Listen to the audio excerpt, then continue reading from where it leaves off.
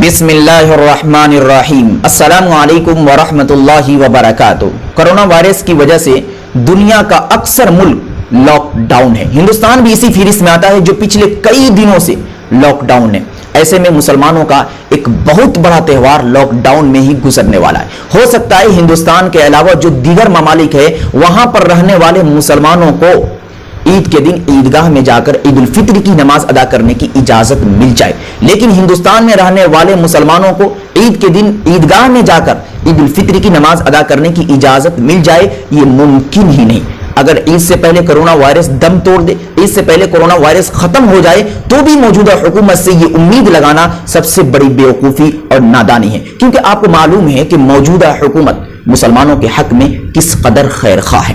اس لیے ہمیں اور آپ کو عید الفطر کی نماز پڑھنے اور پڑھانے کا طریقہ سیکھنا ہوگا۔ ہم تو ہمیشہ عید الفطر کی نماز پڑھتے ہیں، اس کا طریقہ جاننا ہمارے لیے زیادہ امپورٹنٹ اور ضروری نہیں ہے، لیکن گھر گھر میں کوئی شخص آپ کو ایسا نہیں ملے گا جو عید الفطر کی نماز پڑھا سکے، لیکن یہ ویڈیو جس تک پہنچے گی وہ شخص اس ویڈیو کو دیکھنے کے بعد عید الفطر کی نماز پڑھانے پر قادر ہو جائے گا۔ اس لیے آپ حضرات سے مؤدبانہ اور عاجزانہ درخواست ہے کہ اس ویڈیو کو زیادہ سے زیادہ عام کرے تاکہ کوئی بھی شخص عید الفطر کی نماز سے محروم نہ رہ سکے۔ جس گھر میں 4 افراد یا اس سے زیادہ لوگ ہیں تو آپ انتخاب کریں کہ کون شخص علم کے اعتبار سے بڑھا ہوا ہے، جو مسائل کے اعتبار سے بڑھا ہوا ہے، جس کو قرآن کریم اچھا پڑھنا آتا ہے، اس کو آپ موقع دیں کہ وہ عید الفطر کی نماز پڑھائے۔ اگر سب کے سب برابر ہیں تو آپ عید الفطر کی نماز پڑھانے کا طریقہ سیکھیں۔ جب کوئی شخص امامت کراتا ہے تو اس کے لیے ضروری یہ ہے کہ وہ اس نماز کی نیت کرے۔ اگر وہ مقتدیوں کی نیت کر لیتا ہے تو اس کو امامت کا ثواب ملے گا، اور اگر مقتدیوں کی نیت نہیں کرتا ہے تو بھی اس کے پیچھے مقتدی حضرات اس کی اقتداء میں نماز پڑھتے ہیں تو ان کی نماز صحیح اور درست ہو جائے گی، اور اس شخص کی امامت بھی صحیح اور درست ہو جائے گی۔ لیکن بہتر یہی ہے کہ جو شخص بھی نماز پڑھائے وہ امامت کی نیت ضرور کرے تاکہ امامت کا بھی ثواب مل جائے۔ تو آپ نیت کس طریقے سے کریں یہ ذہن میں رہے کہ آپ نیت صرف دل کے اندر ہی کر لیں۔ پھر بھی بہت سے حضرات وہ ہوتے ہیں جب تک وہ زبان سے اقرار نہیں کرتے ان کا دل مطمئن نہیں ہوتا، تو ان لوگوں کے لیے نیت کرنے کا بہتر طریقہ یہ ہے کہ آپ عید الفطر کی نیت اس طریقے سے کریں کہ اللہ تعالیٰ میں نیت کرتا ہوں 2 رکعت نماز عید الفطر واجب کی واسطے اللہ کے رخ میرا کعبہ شریف کی طرف، اللہ اکبر۔ یہی نیت امام بھی کرے اور مقتدی بھی کرے۔ اگر امام مقتدی کی نیت کر لے تو بہتر ہے، نہ کرے تو بھی اس کی امامت صحیح اور درست ہو جائے گی۔ اس طریقے سے نیت کرنے کے بعد امام صاحب ہاتھ اٹھائیں گے اور عام نمازوں کی طرح نیت باندھ کر وہی ثنا پڑھیں گے جو عام نمازوں کے اندر پڑھا جاتا ہے، سبحانک اللہم وبحمدک وتبارک اسمک وتعالی جدک ولا الہ غیرک۔ اس کے بعد امام کو نہ ہی سورہ فاتحہ کی تلاوت کرنی ہے نہ ہی کسی سورت کی تلاوت کرنی ہے۔ اس کو جو 3 زائد تکبیر کا اس نے نیت کے اندر ذکر کیا ہے اسی کو ادا کرنا ہے۔ وہ کس طریقے سے؟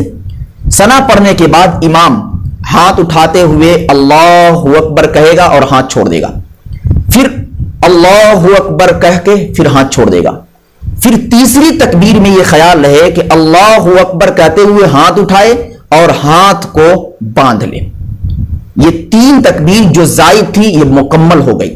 اس طریقے سے ہاتھ باندھنے کے بعد آپ پھر عام نماز کی طرح سورہ فاتحہ اور سورت کی تلاوت کریں، اس کے بعد رکوع سجدہ کر کے 1 رکعت مکمل کر دیں۔ پھر دوسری رکعت میں جب آپ کھڑے ہوں تو سورہ فاتحہ اور سورت کی تلاوت مکمل کر دیں، اس کے بعد جو 3 زائد تکبیریں رہ گئی ہیں اس کو آپ مکمل کریں۔ اسی طریقے سے اس میں تھوڑا سا فرق یہ ہے جس کو میں بتا رہا ہوں کہ سورہ فاتحہ اور سورت کی تلاوت کرنے کے بعد آپ 3 زائد تکبیر اس طریقے سے کہیں، اللہ اکبر کہہ کر ہاتھ چھوڑ دیں، پھر اللہ اکبر کہہ کر ہاتھ چھوڑ دیں، 2 مرتبہ ہوا، پھر تیسری مرتبہ بھی اللہ اکبر کہہ کر ہاتھ چھوڑ دیں، چوتھی مرتبہ یہ خیال رہے کہ یہ زائد تکبیر نہیں ہے بلکہ آپ رکوع کے لیے وہ تکبیر کہہ رہے ہیں، تو چوتھی تکبیر کہتے ہوئے آپ کو بغیر ہاتھ اٹھائے رکوع میں چلے جانا ہے، پھر رکوع کی تسبیح، پھر سجدے کی تسبیح اور تشہد کی حالت میں بیٹھ کر تشہد दुरूद शरीफ, दुआए मसूरा का एहतमाम करते हुए आप अपनी नमाज यानी नमाज ईद उल फित्र को मुकम्मल कर सकते हैं, करा सकते हैं। इस तरीके से आसान सा तरीका है जिसको इख्तियार करके एक शख्स जिसको कुरान करीम की 2 सूरत याद है, सूरह फातिहा पर वह कादिर है, वह ईद उल फित्र की नमाज पढ़ा सकता है। इसके बाद सवाल यह खड़ा होता है कि खुतबा किस तरीके से दिया जाए। तो इस मसले को लेकर भी आपको उलझने की जरूरत नहीं है, इस मसले को लेकर भी आपको मुसल्ले से भागने की जरूरत नहीं है, क्योंकि मैंने इस पर एक मुस्तकिल वीडियो बना दी है कि एक अदना सा शख्स जिसको सही तरीके से कुछ पढ़ना नहीं आता है वो भी ईद उल फित्र का खुतबा किस तरीके से दे। यानी जिसको ईद उल फित्र का खुतबा याद नहीं है वह ईद उल फित्र के खुतबे के अंदर क्या क्या पढ़े। हर कोई ईद उल फित्र का खुतबा उस वीडियो को देखने के बाद पढ़ सकता है। अगर आपको भी ईद उल फित्र का खुतबा आसानी के साथ याद करना है, डिस्क्रिप्शन में लिंक है, क्लिक कीजिए, देखिए। उम्मीद करता हूं कि यकीनन आपको उस वीडियो से बहुत फायदा होगा। दुआ करें कि अल्लाह रब्बुल इज्जत हम सबों को दीन पर कायम व दायम रखे। वमा अलैना इल्लल बलाग। वीडियो को लाइक एंड कमेंट करें और दीनी मालूमात के लिए हमारे चैनल अल हक मीडिया को सब्सक्राइब करके बेल आइकन को दबा दें ताकि सबसे पहले हमारी बात आप तक पहुंच सके।